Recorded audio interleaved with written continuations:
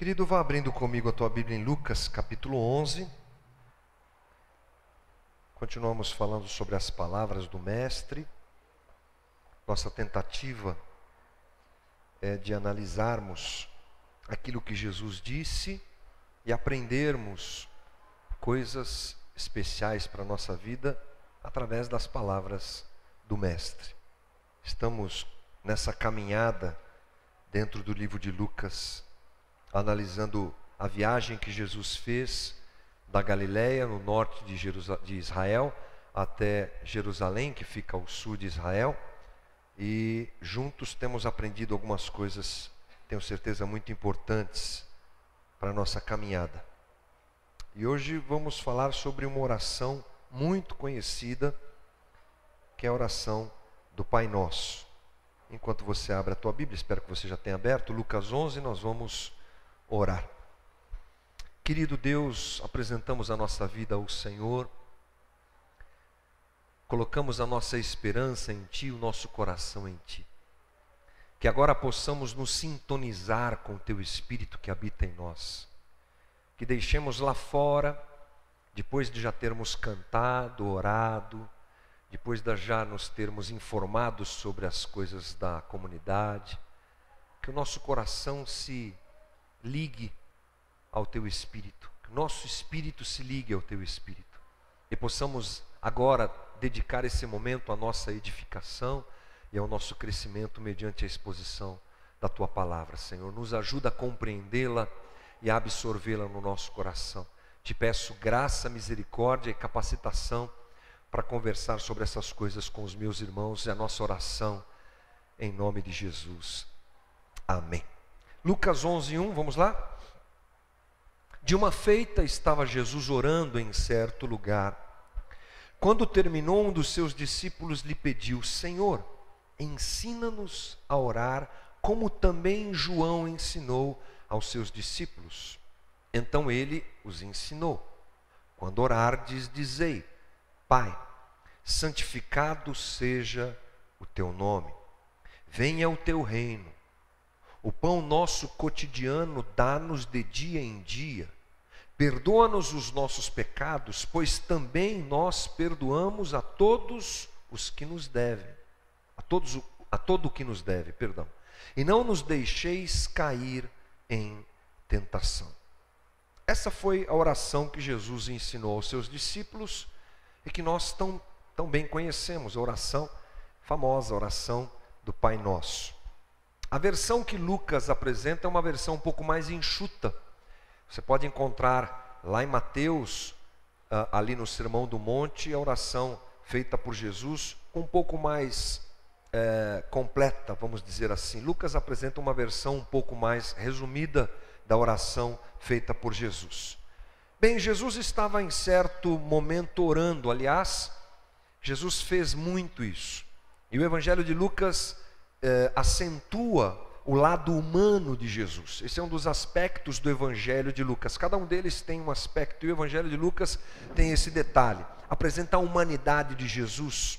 E também, dentro do Evangelho de Lucas, você encontra várias referências e várias descrições de Jesus orando. A prática, vida prática da oração na vida de Jesus, você encontra muito dentro do livro de Lucas. Então ele está mostrando mais uma vez essa questão. Jesus estava num certo lugar, orando, e os discípulos pediram a Jesus: Mestre, nos ensina a orar.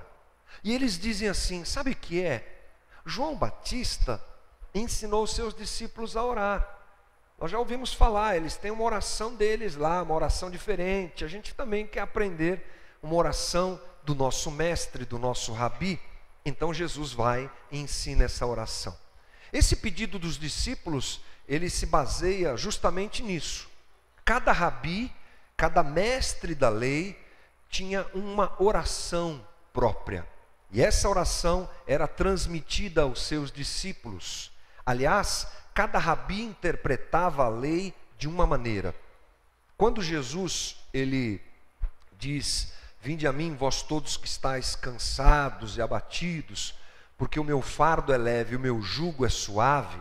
Essa palavra jugo se refere justamente à maneira como Jesus interpretava a lei. uma maneira mais leve do que os demais rabis, que colocavam peso, que cobravam muitas coisas dos seus discípulos. Jesus apresenta uma maneira leve de interpretação da lei. E assim como cada rabi tinha uma interpretação da lei, cada rabi tinha uma oração. E nessa oração, ele apresentava a sua teologia, vamos dizer assim. A sua maneira de encarar a lei, a sua maneira de se relacionar com Deus, no que ele acreditava. Era o resumo da sua fé, podemos dizer assim. O resumo da sua maneira de interpretar a lei de Moisés era apresentada por cada rabi na sua oração. Cada mestre fazia isso. Por isso é que os discípulos pedem a Jesus uma oração. Haja visto o que eles disseram.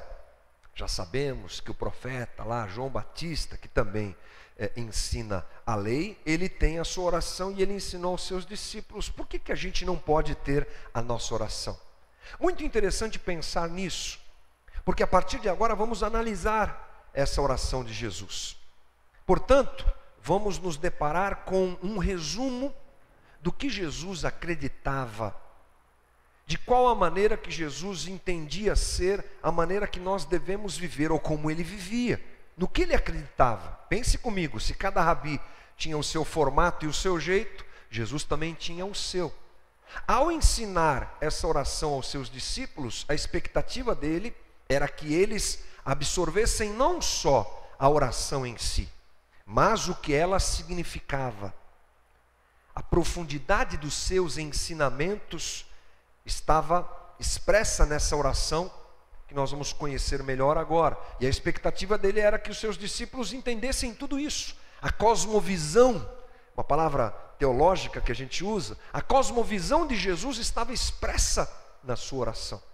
Portanto, nós vamos entrar nesse universo agora.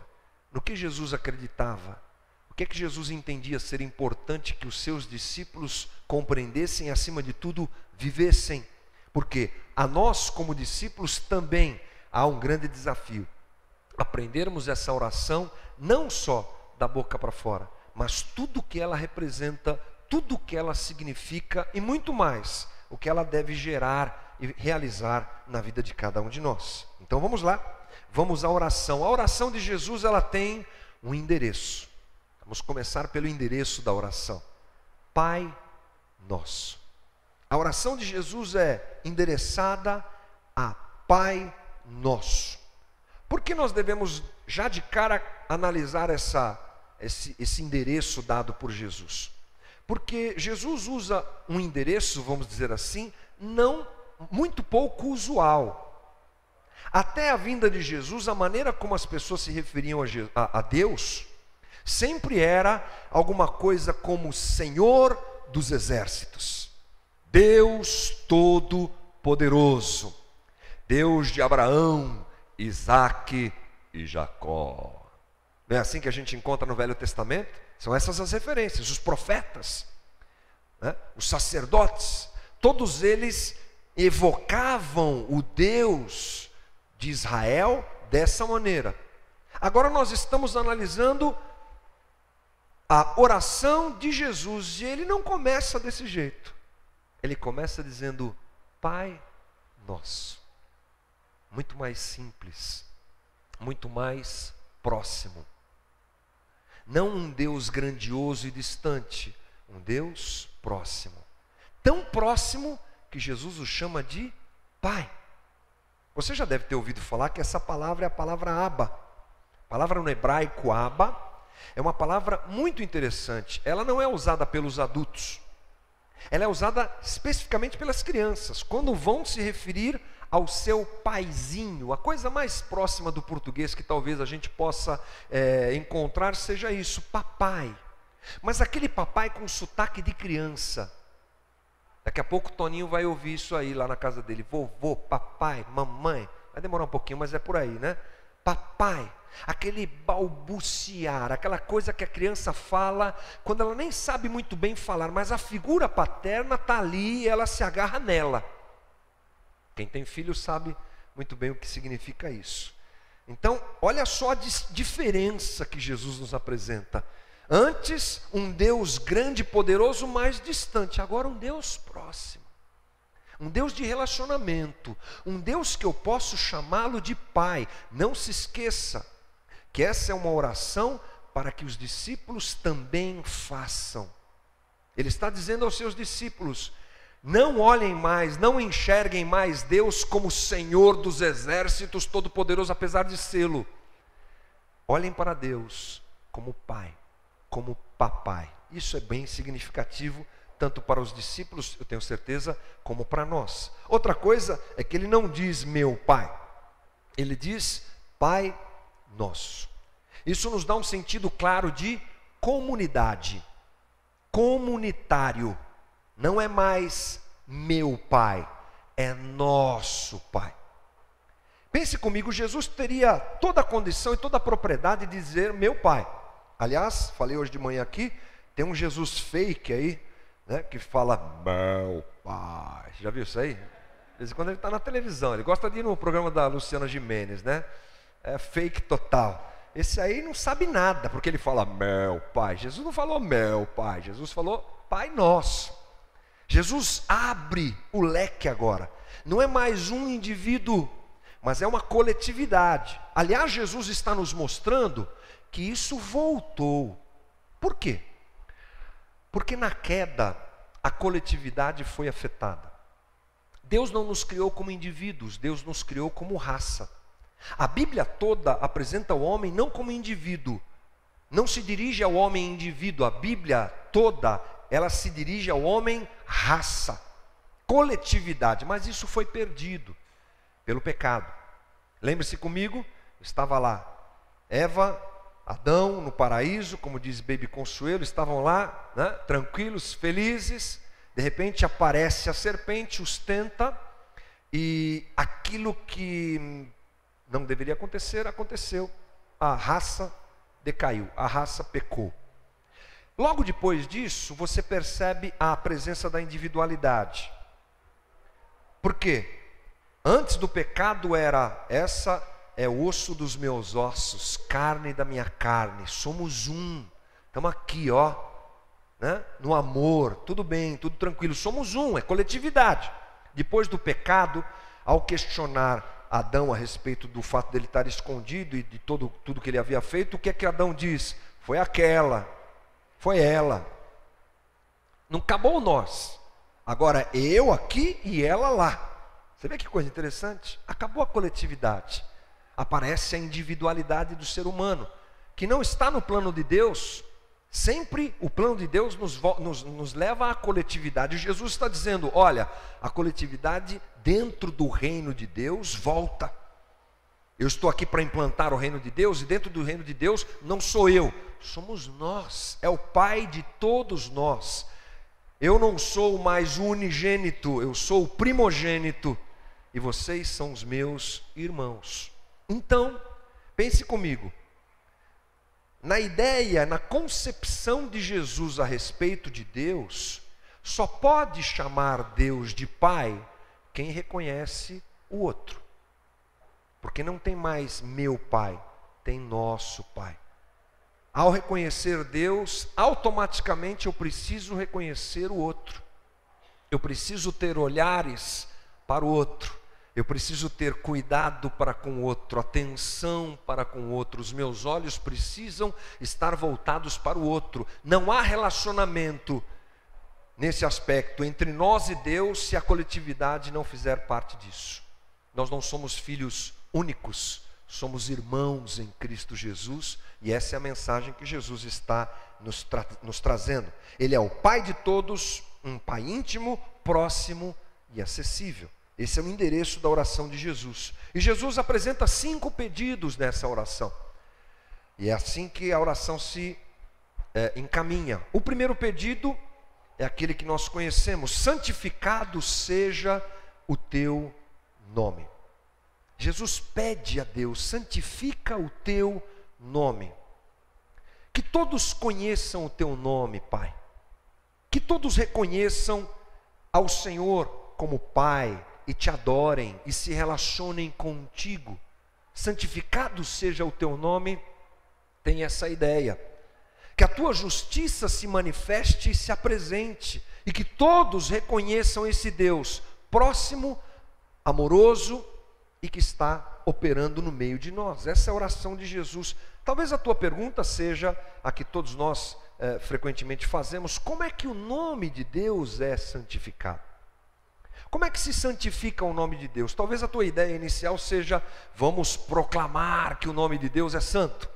Vamos cantar, Deus é santo, santo, santo. Aliás, lá na Bíblia tem a descrição, lá no Apocalipse, por exemplo, dos anjos que cantam: ah, o santo dos santos. Bacana, isso é interessantíssimo e precioso. Mas há uma forma prática de santificar o nome de Deus. Eu encontrei uma descrição interessante que eu quero reproduzir, que diz assim, o pastor Itamir Neves diz assim: a santificação do nome de Deus se dá pela manifestação de sua glória, através dos atos de justiça entre os homens, trazendo o reino de Deus aqui à terra. Vou ler de novo. A santificação do nome de Deus se dá pela manifestação da glória, pela manifestação de sua glória, através dos atos de justiça entre os homens, trazendo o reino de Deus até nós. Nós santificamos o nome de Deus, então, quando nós praticamos atos de justiça, frutos da transformação que o Evangelho realiza em nós. Eu não santifico o nome de Deus com discurso. Eu não santifico o nome de Deus usando camiseta gospel. Eu não santifico o nome de Deus cantando música gospel. Eu não santifico o nome de Deus tendo uma declaração maravilhosa e bonita, ou sei lá o que mais que você pode imaginar. Eu santifico o nome de Deus praticando atos de justiça, frutos da transformação do Evangelho na minha vida. Essa é a expectativa de Jesus para com os seus discípulos e a expectativa que Ele tem de nós. Não é uma questão de fala, de conversa, de declaração, de proclamação, mas de vida.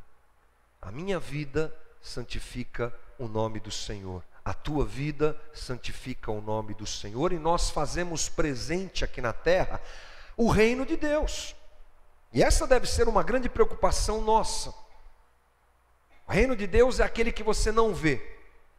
O reino de Deus não está em uma pessoa, não é geograficamente detectável, não está debaixo de uma estrutura, não está em uma igreja exclusiva, um ministério exclusivo. Aliás, penso eu que a igreja mais parecida com o modelo de igreja que Jesus quis deixar para nós é aquela que não aparece, é aquela que a gente não vê, é aquela que a gente percebe que existe, mas não sabe muito bem como ela funciona, porque ela é dirigida pelo Espírito e ela se manifesta nesses atos de justiça que nós praticamos. Esse é o reino de Deus. Aliás, tome cuidado com a supervalorização da igreja institucional. E lembre-se que Jesus não falou de igreja, Jesus falou do reino. No Novo Testamento você encontra pouquíssimas vezes a palavra eclesia, que é a palavra usada no grego para igreja. Esse tipo de igreja que a gente tem aqui, uma comunidade. No Novo Testamento você encontra 2 ou 3 vezes essa palavra, mas a palavra reino de Deus, o termo reino de Deus, você encontra um monte de vezes. Se não me falha a memória, Jesus disse isso mais de 80 vezes. É significativo.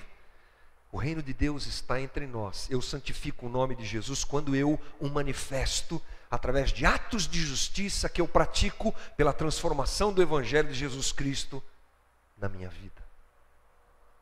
Mas, segundo pedido, venha o teu reino. Acabei falando um pouco do reino antes de chegar a hora de falar do reino, mas vamos lá. Venha o teu reino, o teu governo. Não é um reino aparente, não é uma república, não é a república evangélica do Brasil, como a gente muitas vezes imagina que vai acontecer. Ah, se um dia o presidente do Brasil se converter, não vai mudar nada não, irmão. Depende até de alguns casos, bem capaz que fique pior do que está. Se for algumas figuras que eu conheço que se tornarem figuras tarimbadas aí do meio político e que carregam a bandeira do Evangelho, se um deles se levantar como presidente, não vai mudar nada, pode piorar, se prepare.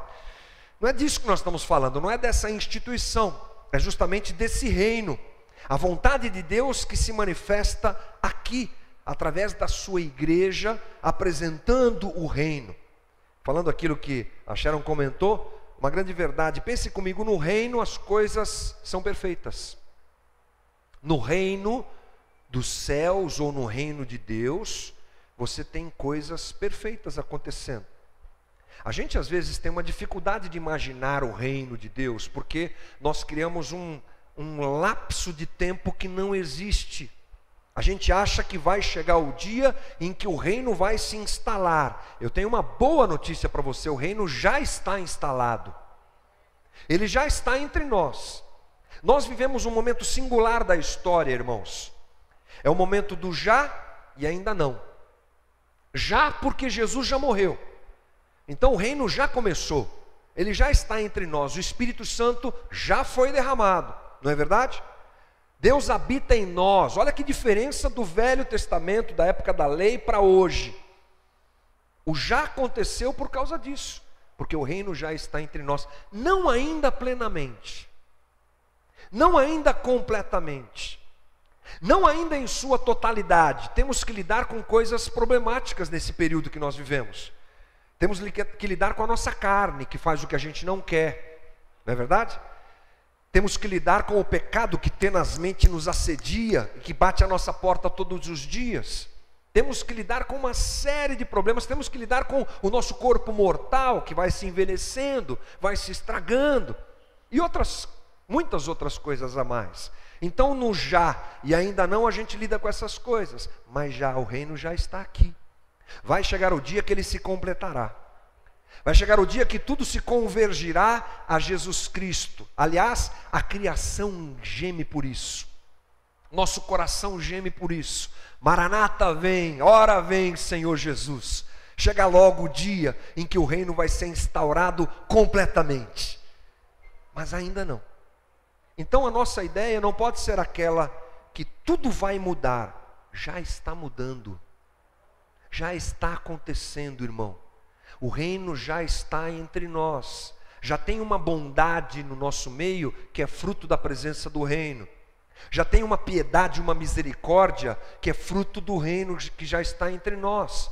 Já existe o perdão dos nossos pecados conquistado por Jesus na cruz, porque o reino está entre nós e tantas coisas.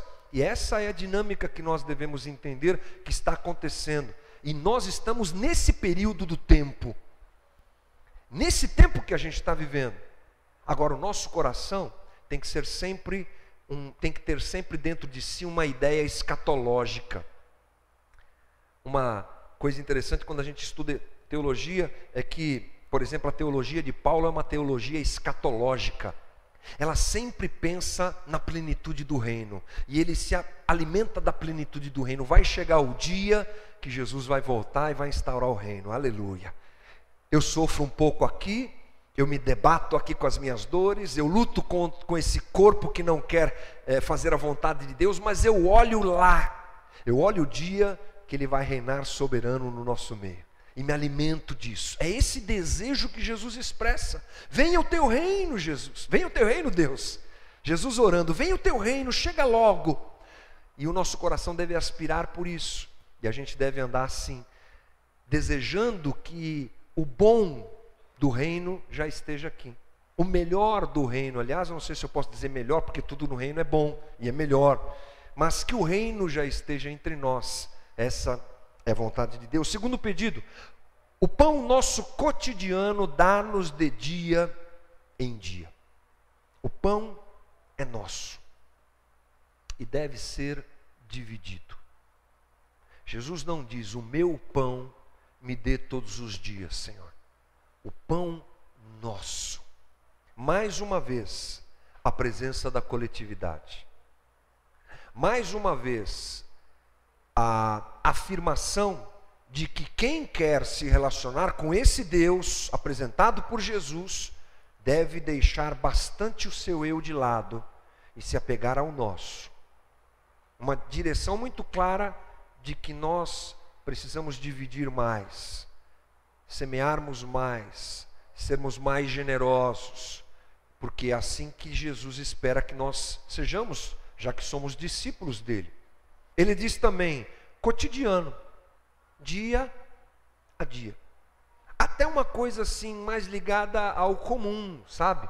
Ao banal, nem muito nem pouco, um tanto que seja bom para a gente poder viver, é o que Jesus disse. Interessante que ele não ora, venha meu Deus e traga a tua poderosa prosperidade na minha vida. Ele ora, Deus, meu pão de cada dia, nosso aliás, não deixa faltar. Tendo que comer e tendo que beber, está de bom tamanho. Porque Jesus com certeza sabia do perigo das riquezas, falou muito sobre isso, denunciou muito essa situação, e ele não seria incoerente. Não seria incoerente em dizer que é mais difícil um rico entrar no céu do que um camelo passar no fundo de uma agulha, e daí daqui a pouco ele está orando e dizendo, meu Deus, me enche de prosperidade que eu preciso. Jesus não é incoerente, irmão. O Evangelho não é incoerente. Aqui você vê mais uma vez o encaixe dessa ideia, dessa forma que Jesus quer que nós tenhamos na nossa caminhada. O pão nosso de cada dia nos dá hoje, dia a dia, sem ansiedade, sem desespero, nem de ter demais, e a tranquilidade de que não vai ter de menos. Não é bom isso? Sem o desespero de ter que ter demais, e sem a ansiedade de que vai faltar. Todo dia, como acontecia no deserto, vai ter maná na nossa casa, na nossa família, nos negócios, e aquilo que você tem como fonte de suprimento. Que seja assim a nossa oração. O pão nosso de cada dia nos dá hoje, Senhor. Nem de mais para que eu não me perca, nem de menos para que não falte e eu possa cumprir com as minhas obrigações o suficiente. Eu descanso nisso. Me dá uma ideia muito clara de tranquilidade.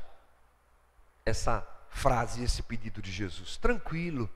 A gente tem que ser mais tranquilo. E essa é uma coisa que tira o nosso sono, né, irmão? Bastante, né? Então, descansa o teu coração e que todos nós possamos aprender com as palavras do Mestre, que o pão nosso de cada dia é o que nós podemos pedir e é o que nós podemos esperar do nosso Deus. Outra coisa, o quarto pedido, perdoa-nos os nossos pecados, pois também nós perdoamos a todos que nos devem. A primeira parte, perdoa os nossos pecados, é a humanidade de Jesus falando. Porque Jesus é Deus, 100% Deus e 100% homem.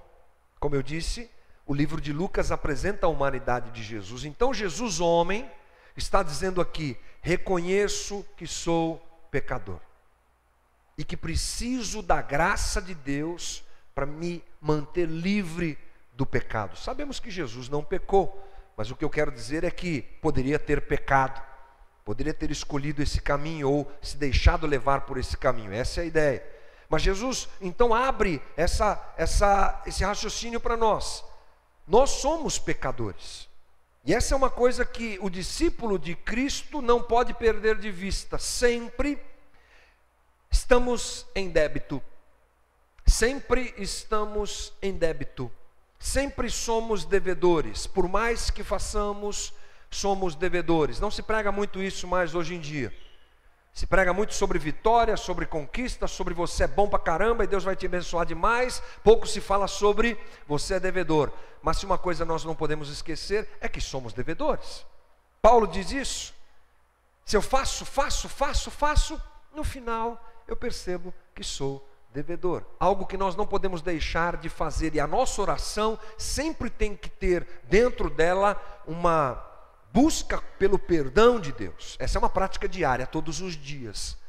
Perdoa-nos, perdoa os nossos pecados, perdoa os nossos pecados, perdoa os nossos pecados.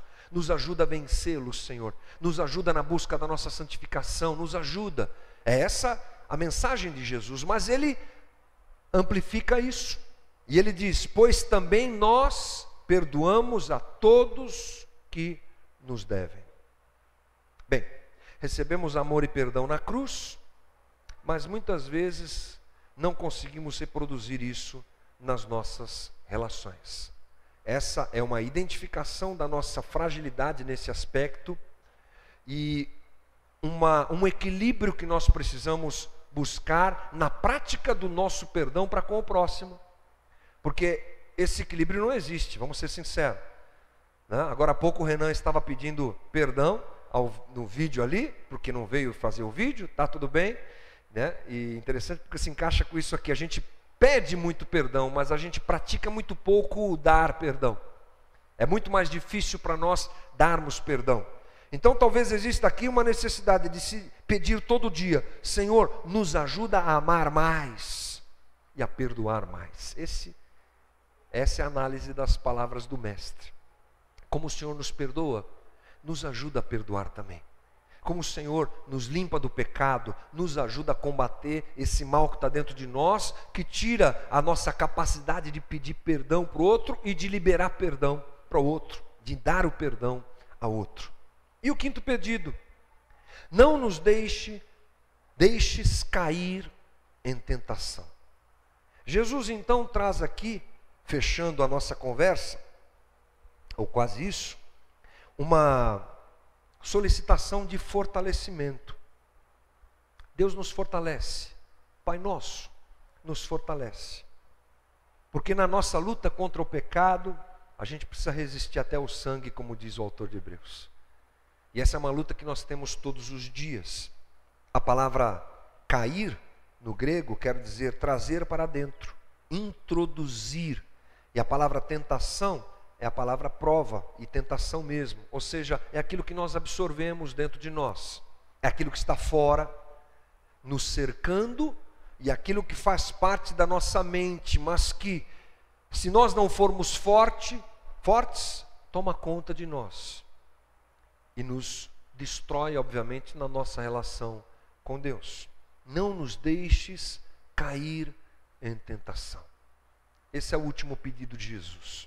Algo que nós devemos levar em consideração todos os dias. Porque no mundo que a gente vive, aliás, em todos os tempos da história da humanidade, não falta tentação. Hoje ela está mais escancarada aí, né? Está mais à vista de todo mundo. Está mais fácil. Está mais acessível. Mas o homem continua na sua luta contra o pecado do mesmo jeito que lutou sempre. Só que essa é uma coisa que nós não vencemos sozinhos. Não temos essa capacidade humana de resistir. A gente acaba caindo no pecado que nos assedia. Portanto, é fundamental nós nos fortalecermos do Senhor, reconhecendo a nossa fragilidade, reconhecendo o nosso limite e pedindo: Senhor, nos ajude. Não deixa a gente cair em tentação. E ela está presente todos os dias e todos os momentos, mas contamos com a graça do nosso Senhor, com a misericórdia do nosso Deus, contamos com a ação do Espírito de Deus que habita em nós, porque somos morada do Deus Altíssimo, e assim podemos vencer aquilo que bate na nossa porta todos os dias. E que assim seja em nome de Jesus. Eu encerro a minha conversa com os irmãos